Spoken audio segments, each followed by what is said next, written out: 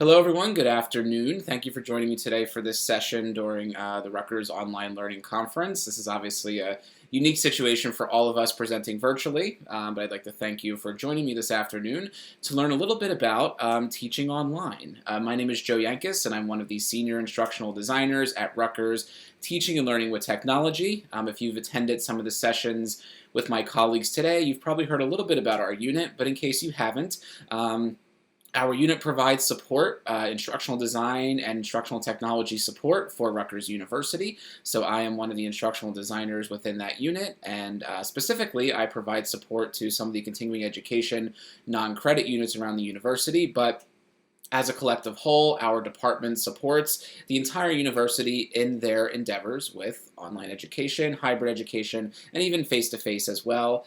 We do course design, training, and a lot of other great stuff. But today you're here probably because you're looking to learn a little bit about teaching online. Perhaps you have never done it before. Maybe this is all new to you, as it is to a lot of folks amidst the COVID-19 pandemic that we are currently dealing with. Obviously, a lot of people have been asked to suddenly teach online for the first time. And this presentation is going to dive into some of the specifics about how that is different than face-to-face education, some of the things you need to take into account as a now online instructor, and the needs of your online students. So there's a lot to unpack here, and before I dive into it, I just want to outline some of the things we're going to get in depth with today. As I mentioned, we're going to identify the challenges of online instruction, recognize the unique needs of your online students and how that's different from your face-to-face courses. And then we're going to talk about strategies to address those needs. And then we're going to describe the components of a successful online course. So you notice the word online instruction and online courses used heavily here, obviously, and this session is called Intro to Teaching Online. Before I dive into this, I want to just speak very briefly to the difference between remote instruction and online instruction. So obviously, with COVID-19, a lot of instructors from K to 12 to higher ed and all around were asked to suddenly deliver their material online. And they were using solutions such as Zoom or WebEx or some conferencing tool to do that. Now, that is remote instruction. That means that the same content that would have been delivered face-to-face is, instead of being delivered in person, is just being delivered remotely on WebEx. That, of course, is different than a fully online, fully thought out course where the course and the content and the activities were designed with the online modality in mind. So I just wanted to take a second to make that distinction and remind you that we will be speaking about online courses, not remote instruction. So these are the considerations you would take into account when designing a fully online course in a way that was designed for that platform. So speaking to that point, part one of this, I just want to spend a minute talking about the online classroom, which is obviously different and not the same as the traditional classroom. And that's the difference that I want to really highlight here about online instruction versus remote instruction. Remote instruction is basically mimicking what's happening or trying to mimic what's being disseminated in the traditional classroom, whereas with online instruction, we're not transposing the course, the face-to-face course as is, to an online setting. We are instead using the change of platform as an opportunity to rethink and redesign the course, and with that in mind, we're capitalizing on the features of the learning management system to create that online experience that is engaging and connecting students with each other through peer-to-peer and connecting students with the instructor as well. So we're looking for opportunities to do all of that. So as an example, in a face-to-face course, let's imagine there was an English class with a round-robin exercise where a student would take a piece of paper and write a word, pass it to their left, and then the next student would write down a word, pass it to their left, until they compose a story with one another. How would that work online? Obviously, it would be very different, and we would have to rethink that exercise because that is partly dependent on being in person next to one another. So designing for an online course means that if we're translating an existing face-to-face course and putting that online, which a lot of us are finding ourselves having to do now, we look at the existing content and we seek out opportunities to either revise assignments or activities based on the fact that we're online, or we have to take assignments that just don't quite work by their native structure online, and we have to find ways to make them work online or seek alternative ways to conduct that activity.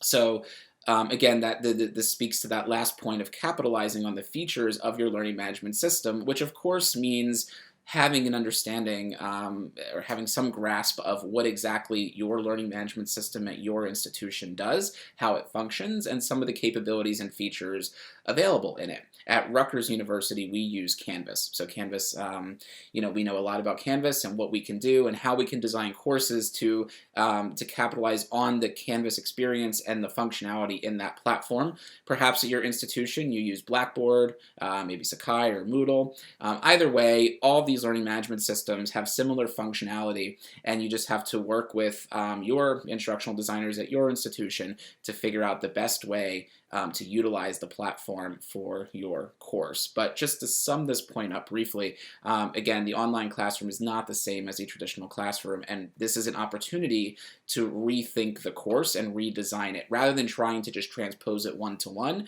we seek out opportunities to revise and rethink some of the things that we had done historically face-to-face. So, thinking about the online classroom, let's shift our focus to the students. And the majority of this presentation obviously revolves around the students, as it should. We are here to provide an education to them, and we want to think about some of the needs of online students. Some of these you might look at and say, well, that's similar to what I think about for my students in my face-to-face classes. And some of these you might say, I didn't think about that. That's a little different now that we're moving fully online. But these are the 5 needs of your online students. Need number 1, technical guidance. You want to assume that your students know absolutely nothing about navigating an online course. We tend to assume, dealing with Gen Z or millennials and whatnot, that there is this expectation that they are all tech savvy, they grew up on technology, therefore why do I need to teach them how to use anything because they know how to use it, right? They just, they grew up with smartphones and they know how to do it. We can't assume that, right? We have to make sure that there is information available in our online courses that in the event that a student does not know how to use Canvas or does not know how to navigate the platform that you're using, that there is tutorial information, technical guidance available to guide them through the process. We want to assume they know nothing. And then if the student does know how to use Canvas or knows how to use Google Classroom or Moodle or whatever platform you're using, then they don't need to look at that instruction. It's there, it's housed within a Getting Started or Course Essentials module of some sort that is available as needed. It's better to provide the information and have the student just gloss over it and not need to look at it than to not provide it at all. And then you have students who are logging into your course and then they have no idea where to go. Here's an example of bad technical guidance in Canvas, okay? This is a course homepage. You see, it's just plastered with the word welcome. There's not much there. If I have never used Canvas before, and this is the very first Canvas course that I'm looking at, you'll notice that there is nothing telling me where to go. Where is the content? Where are the activities? Where is the syllabus? Where is anything? I can't find anything based on this course homepage. So this would be an example of bad technical guidance versus good technical guidance. Here you see that there is a description of the course, there is some information on how to access the content, there's a note there that says all course content is available via modules, you see there's a link to the syllabus, there's a lot more happening here, and you see that as a student coming into this course for the first time, I know where to go. So even if I've never used Canvas and I have no idea where to go to get started, just something as simple as a wayfinder of sorts telling me where to go to get to the content can go a long way versus simply just coming onto a blank page with the word welcome. You see there's a big difference here in just guiding the students through Canvas to the content. So make sure that you provide that technical guidance and assume again that your students know nothing about navigating the platform, have the information there, have it available within a Getting Started module of some sort or a Getting Started folder at the top of your course. That way that tutorial information is there should the student need access to it.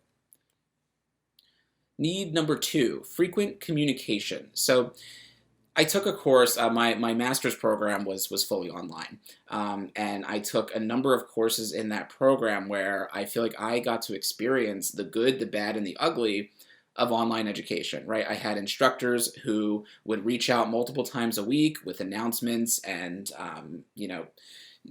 guiding the course as if almost as if we were in person. Every week there would be an announcement that would say, okay, welcome to week 2, this is what we're doing this week, here's a breakdown of what's going to happen and the content you're going to learn, etc., etc.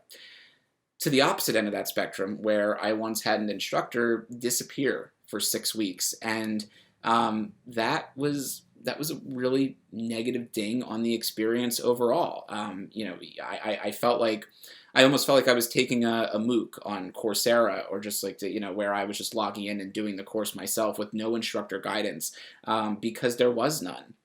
So frequent communication is extremely important in a fully online course, because we have to remind our students that we are there, we are real people, and that we are looking at the work that they are submitting, and that we are participating in the course just as much as we would if we were teaching the course face to face. It is so easy in the online realm to just get lost and to feel like you're isolated by yourself, which I think a lot of people might be feeling right now amidst the quarantine and the pandemic. So we as instructors need to make ourselves available, and we need to remind our students at minimum of once per week that we are there, and to basically guide the course along. Even if you've designed the course in full and everything is just locked and loaded and ready to go, we still need to send out these announcements and communicate with our students as often as we can.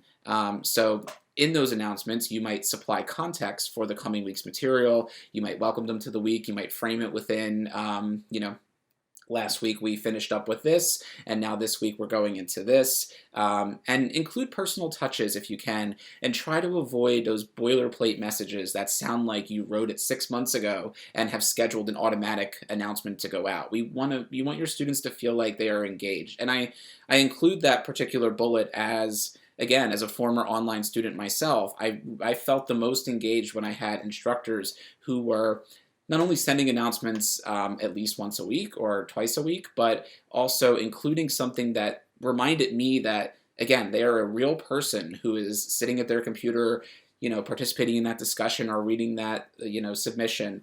So something that just reminds them that you are there, and you are there live. You are there, with them as they are going through this course. You didn't just write that announcement, 6 months back, or are reusing an announcement from last semester. So here's an example of bad communication. You see that it's fine, right? I mean, it outlines what's happening this week. It gets the message across, right? But what's missing there, based on the previous slide that you saw? What is missing from this particular communication? What's missing is that personal touch I mentioned, right? So just look at the difference between including just that first line that is purely, here's the content, here's what we're doing this week, thanks, see you later, versus taking the time to highlight a particular student's discussion post, or maybe there was some thread of some sort that you identified in last week's discussion, some thread that students kind of really hit on throughout, or a theme of some sort that originated in the discussion that was happening. Comment on that. Make that known to them that you were reading it and that you were there, and that you are summing up the discussion in a way that makes it clear that it's their discussion that you are summarizing. So little bits like that can really go a long way. And you also see in that last line of that announcement there that there's a comment based on the scores of the quiz that the students took last week. So this again reminds them this is not a boilerplate message. This also shows that you as the instructor are being adaptive, right? So you are identifying that they had a particularly difficult time with this one topic or point, and you're suggesting that they rewatch a video, or maybe you design something new for them to try to reinforce that point, or you duly note that for a future semester and revise your content that way. So good communication really does go a long way. Need number three, directions. And this kind of ties into the technical guidance, except now these directions are more so relative to the content of the course itself. So module introductions specifically can help students manage their time and provide transparency. That means providing an overview of the week, maybe give them a list of the assignments and the due dates for that week, just a bird's eye view of what's to come, so that I know that when I log into the course at the beginning of the new week, I see, oh, I have 2 discussions this week instead of 1, or I have, oh, that assignment is a heavy one. That one is worth 15% of the grade, so I should really carve out some time this week. So that time management piece, which now really becomes independent on the student to do, because when we're in person, the student comes in Mondays and Wednesdays from 10:15 to 12, and you have them for that window of time, and you know that they're yours during that time. Online, it's much more flexible, right? And that's the benefit of online instruction, but also it can be a pain point if a student is not managing their time well. So providing direction and providing that transparency and giving at least something in the course that at a bird's eye view informs them of what's happening that week, some of the time commitments that are necessary, so that they can plan accordingly. So here's an example of a bad module layout in Canvas. You see there's a module there, and there's some content, and it's organized and whatnot, but there's no context surrounding it. So I would have to just click on each of those individual items to then get to the readings, get to the assignment, whatever, the discussion, whatever it may be, versus coming to an introduction page for that week that really sets the stage for the week. And if you think about it, this is something that you would do in person, right? Your students don't necessarily just roll into the classroom and then you just start talking, or you just throw them an assignment with no context whatsoever, or just hand them a packet with reading and with no context. Usually you set the stage, right? So the same way that you would set the stage in the face-to-face classroom, you would set the stage here in the online classroom through something like a module overview, maybe with learning objectives, which we'll talk about in a little bit, and again, maybe some sort of activity table of some sort that outlines what's happening that week. So speaking also to those directions, so those directions we just spoke of are more so setting the stage for the content in a given week, right? But we also have to set clear guidelines and expectations for every assignment or activity that we conduct in the course, and that includes discussions. One of the pain points for me as a fully online student was that every instructor evaluated discussion posts differently. So in one class, I could write 2 paragraphs and get full credit, right? And then in another class, I could write 2 paragraphs and get a 2 out of 5. So because every instructor kind of approaches discussions and online discussions differently, we need to make sure that we are clear and transparent in how we grade our students, especially in ambiguous areas such as online discussions. And we can do that through rubrics, utilizing a learning management system to produce a rubric in the course. And when we omit this information, though, it leads to students guessing what earns a satisfactory grade. And there should be no guesswork in your course, right? Students should be clear on what exactly they need to do to receive full credit for a particular activity. So here's an example of a bad discussion prompt. Discuss this week's readings and how they relate to you. Be specific. Okay. How many words should I aim for? Do I need to quote anything in this response? Do I need to, how many points should I hit on? Should it be 2 sentences? Should it be 2 pages? How long should this discussion be? This tells me nothing. Versus, in this particular discussion prompt, there are specific questions for students to address. So, you may say that these questions are just to get you started, right? You don't necessarily have to sit there and answer every question in great detail, but these are just questions to set the stage and get the gears turning a little bit when students are preparing discussion responses. So rather than just vaguely telling them to discuss the week's readings, give them questions to start with. And again, you would probably do this in person. You would not just look around the room and wait for someone to raise their hand and start the conversation. You would usually give some sort of question to kick off the discussion, and that's just exactly what you're doing here. The other thing you see in this particular prompt is that there is some guidance on word count, which Instructors may agree or disagree that that is a good choice or not to provide that guidance.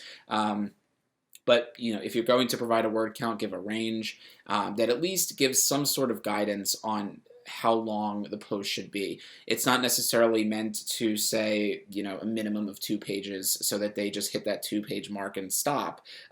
It's meant to just give them something to say, how long am I expecting this response to be? And you see also that in this particular prompt, one direct quote is required. So anything like that, you would spell it out either in the prompt or in the rubric that you attach to that particular activity. So the main idea here, again, be transparent in what's happening that week and when you set the stage for the content of that particular week, and also be as transparent as possible when you are creating discussion activities or any activity in the course. Just make sure that your students understand how they're being assessed and that they know what they have to do to achieve a satisfactory grade on that particular activity. Need number 4 is feedback. So online students need robust, frequent, and timely feedback. But all students do, right? This is one of those points that to me is not exclusive to online education. It's just a general point of best practice. Each grade should include justification, explanation, not just a letter or a number. And again, I pull this example from my experience as a fully online student. In that class I mentioned earlier when the instructor disappeared for 6 weeks, in that 6 weeks, not only did we not receive any announcements or communication from the instructor, we also didn't get any grades. So for 6 weeks, I had no idea how I was performing in that particular class. And then suddenly, within a 1-weekend window, I received like 4 or 5 different scores for different assignments. And those scores were just a number. There was no justification. There was no explanation of why I received full credit on that paper. I'm glad I did. Obviously, I got an A in the class, but there was nothing satisfactory for me in that score. There was absolutely no justification of why I got the grade I did, no rubric, no written comments, no feedback of any sort. And especially as a graduate student, obviously undergrads may feel differently depending on the class. As a grad student, I was really seeking that feedback. I really wanted to hear what I did right, what could have been better, and not just that I got a perfect score, right? So feedback is super important. It's even more important in an online class, though, because again, you are not there every week, so you're not seeing them every Tuesday at 10 a.m. So this feedback that you're providing is one of some opportunities to communicate with the student. So they are looking for that feedback from you. So make sure, try to just not toss a letter in there or a number, and give some written feedback that's justifying why they received the score that they did. And again, that actually opens up a communication channel between the student and the instructor. So it just opens up that need, tying back to need number 2, it opens up another lane for frequent communication. So here's an example of bad feedback. 100 out of 100, good job, great. What does that tell me? And maybe this would suffice on a very, very low stakes activity of some sort, but in most cases, there is a need for something more than that, right? So I received a 100, and here are some written remarks on why I received that score. Maybe there was a rubric that I filled out as well. And in the case of Canvas, the Canvas learning management system, there is even an ability to produce a media comment and just record a video of yourself talking. Maybe you don't want to take it that far and do that for every student. Obviously, that's time consuming, but at bare minimum, try to include some sort of feedback on how the student did on the assignment and why they received the score that they did, when possible, and within reason, of course. Obviously, if you're teaching a course of 250 students, there might not be so much opportunity to do that, but in a standard online course, this is certainly possible. And finally, need number 5, active learning. So online education, as I mentioned previously, can be very isolated and lonely for students, and we should be seeking out opportunities in the activities that we design to to promote interaction and active learning with our students through synchronous learning and asynchronous learning opportunities. Obviously, synchronous learning is when everyone comes together at a specific time, everyone is live and online at the same time. That is happening synchronously. I mentioned at the beginning remote instruction. Obviously, remote instruction would be one of those examples of synchronous learning because everyone is coming on to WebEx or Zoom at a particular time. So web conferencing is certainly an example of synchronous learning that a lot of people are doing right now, or even a chat, a text-based chat of some sort as well. For web conferencing, you might want to consider holding office hours via WebEx, Zoom, Big Blue Button, whatever platform you're using for conferencing. Holding office hours online is just as important as holding them for a face-to-face course. So you want to make sure that you make yourself available somehow for that synchronous opportunity to connect with the instructor, but also maybe look for synchronous opportunities to connect with the students, maybe through the form of an optional lecture of some sort, or an optional talk, or an optional roundtable on a particular topic of some sort that gives them the opportunity to come on live and speak with you and engage in a discussion with their peers synchronously. Also, obviously, asynchronous learning tends to be the larger majority of an online class. A lot of online students take these courses for the flexibility they provide in time, so you cannot inundate them in a fully online course with constant mandatory synchronous sessions or synchronous conference sessions, because then it just becomes remote instruction, right? Which is, again, what a lot of us are doing now. But when we're looking for ways to make the course better and make it fully online, we should look for ways to allow students to learn asynchronously through discussion forums, but also be able to engage with one another on those forums or through projects or other opportunities to collaborate with one another. So, rather than asking the whole class to come on live to speak with one another, if you do small group work or little projects where they can get in teams and connect asynchronously and still work on something and not feel like they are isolated and alone. So just seek out those opportunities to provide that interaction and give them a chance to learn with one another, whether it be synchronous or asynchronous. And finally, part 3, the three components of a successful online course.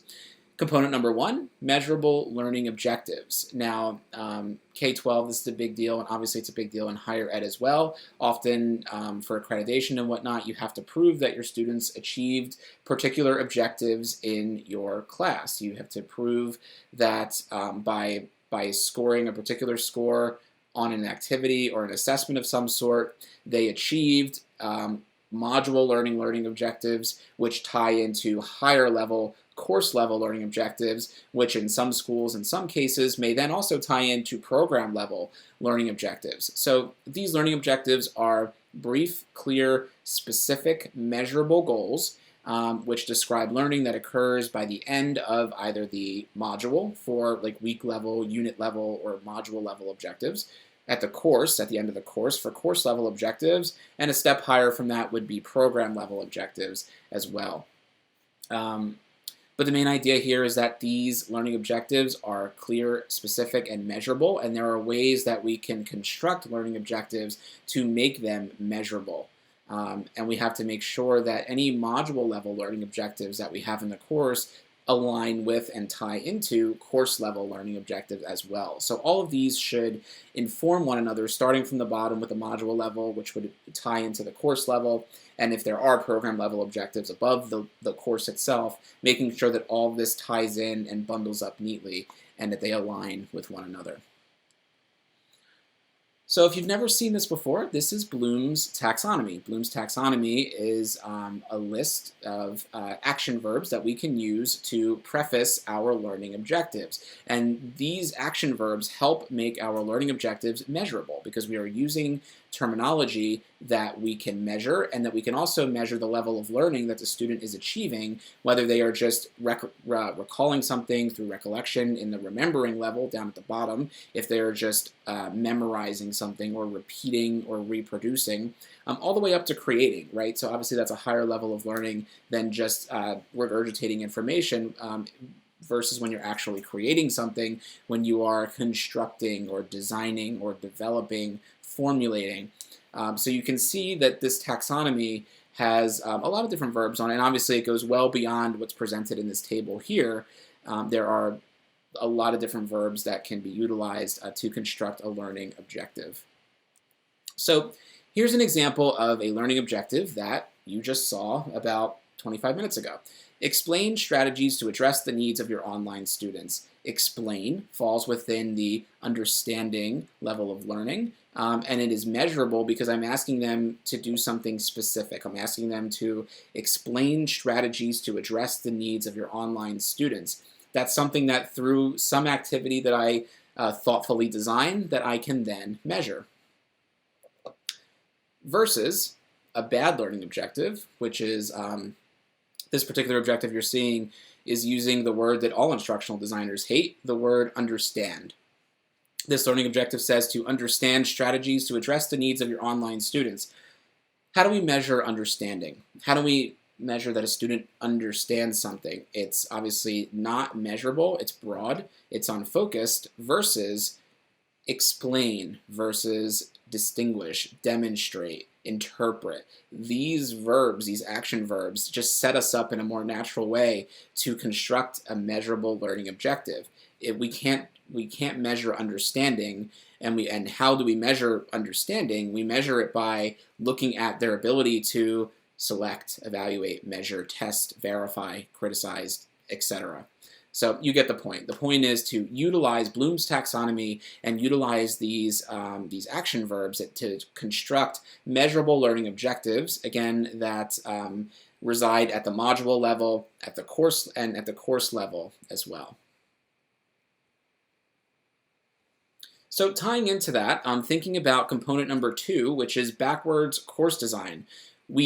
Our focus with this is what we want students to learn to do, not the material we want to teach them. And again, that ties exactly back into our learning objectives. The learning objectives tell us, when we construct them, what we want our students to be able to do. So I know that by the end of this session, I want you to be able to explain strategies to address the needs of your online students. Now, with backwards course design, I have that objective in mind. How do I help you achieve that learning objective? How do I help you master that? I do that by taking that objective, keeping it in mind, and then constructing material based on that end goal. So we start with the end goal and we work backwards to construct our activities, to curate our readings and resources for the week, all based on that end goal. So backwards course design is all about achieving the end goal, starting with it in mind, and constructing backwards, and thinking of ways that I can help my students achieve this list of learning objectives this week. What can I do as an instructor to facilitate that success? So that is the crux of backwards course design. And finally, component number 3 is chunking. So chunking means that you are presenting your material in a paced and digestible format. Now, what that means is that instead of posting a 1 hour, 30-minute lecture, I opt to break it up into smaller pieces. Obviously, students are engaging with your content much differently fully online than they are when they are in person with you. When they are in person with you, again, I said this earlier, you are theirs for an hour and a half, 1 hour, 2 hours, however long, and essentially they cannot get up and leave, right? When your students are engaging with your content online, they are often at home, they might be at Starbucks, they might be on the train, they might be in a car. So they are digesting your content in much smaller chunks than they would be if they were just in a classroom with you. Maybe they get distracted because their baby started crying. Maybe they were on a train and the train ride was only 20 minutes. So they only had 20 minutes and they wanted to just watch something quickly or read something quickly while they were on the train. So they're engaging with your content in a different way, in a much less structured and scheduled way. So we try to adapt to this by presenting it in a more paced and digestible format in smaller pieces, being cognizant of the fact that my student is not necessarily sitting down at a desk in a quiet room for 2.5 hours to dive into my module's content. They are instead engaging with it in a much more fragmented structure where they're looking at it for small pieces of time. So obviously, it's much easier for me as a student to come in and just quickly watch a 20-minute or 10-minute video and then just move on to the next one when I'm back online again or have the opportunity to, versus seeing a 1 hour, 30-minute lecture, watching 15 minutes of it, having to pause it, leave it, and then come back and say, oh, where was I again? What point of the video was that? And then it's just much less organic, and to come back in and start it. It's kind of like trying to watch a movie for 2 hours and you stop it every 15 minutes, walk away for 4 hours and come back and watch it again. Obviously that movie was designed to be digested in a 1-2 hour window, just as your face-to-face lectures may have been historically, but now teaching online, we look for opportunities to chunk our content and make it just more digestible overall so that students can engage with it in a more fragmented way, but still walk away with achieving those learning objectives that we outlined before. So that concludes today's talk, Introduction to Teaching Online. I hope you found it useful and hope you learned a little bit about the needs of your online students. And if you are being asked to teach online for the first time, I hope I leave you with some food for thought as you work hard to design your courses in the future. The contact address I listed here is for our main Office of Instructional Design at Teaching and Learning with Technology. If you have any questions specific about this presentation, certainly feel free to write to that address. I receive the emails that are sent there as well, so oid@docs.rutgers.edu.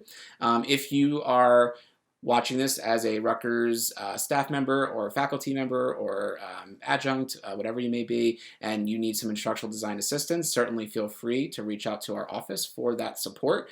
If you are external to Rutgers, I hope you enjoyed the presentation, and certainly use that email address to contact us if you have any questions at all. Thank you for joining me today, and enjoy the rest of RU Online Con.